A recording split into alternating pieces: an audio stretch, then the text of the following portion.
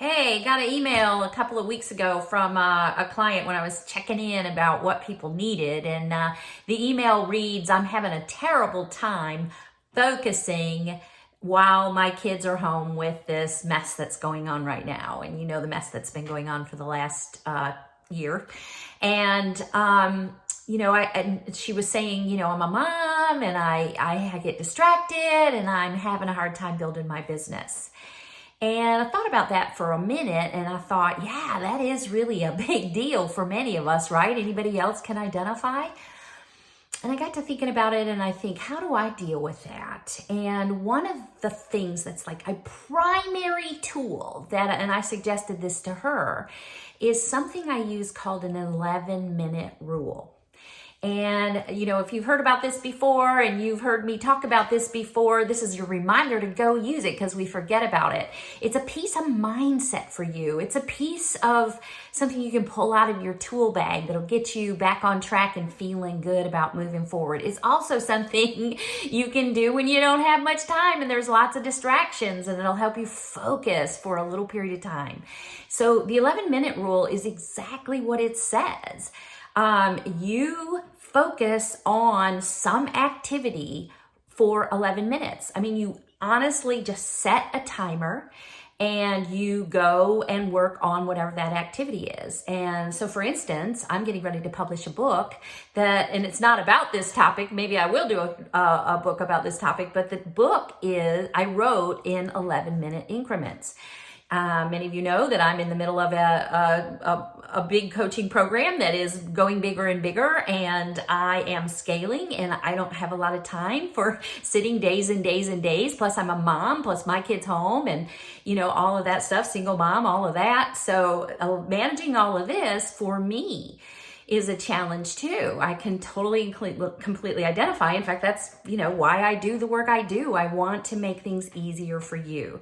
So I went ahead and set a timer every single morning as part of my morning routine for 11 minutes and wrote on this book. And it's called 30 Days of New Thoughts. It's about repriming your mental game and thinking about things from a positive and abundant attitude. But I wrote that in 11-minute increments. And when the 11 minutes was done, I put the book away, kind of finished the sentence, saved it. And if I had more time, I might go on. But otherwise, that was what I committed to.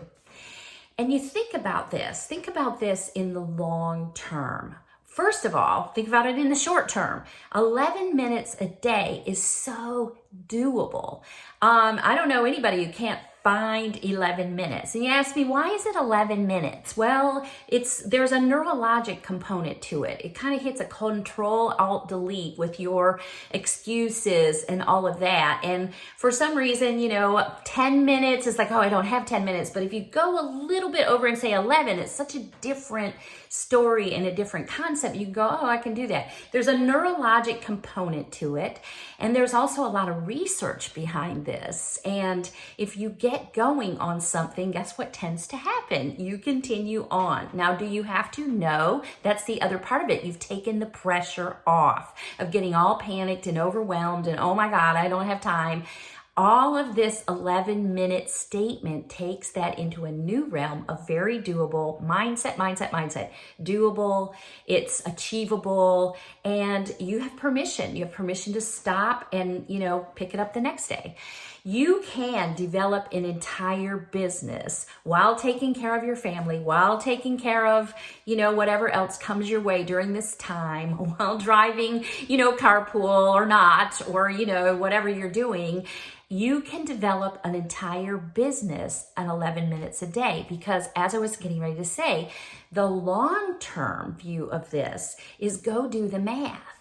If you spend 11 minutes a day for an entire year on some topic, learning a language, writing your book, building your business, effectively, you have for an entire year invested more than 4,000 minutes in that project, at least. And that ends up being a substantial substantial amount of time. It is why I was able to build my business and write that book. And I do often work on like a sales page or something like that, because you can use this as a mindset tool to, like, when you're kind of resisting, say, well, let's just spend 10, 11 minutes on it. All right. So I want you to give me your comments about what you think about this little hack. And I want you to use this as a tool for going forward on things either you're stalled on, or you're feeling overwhelmed and you're feeling like you don't have enough time.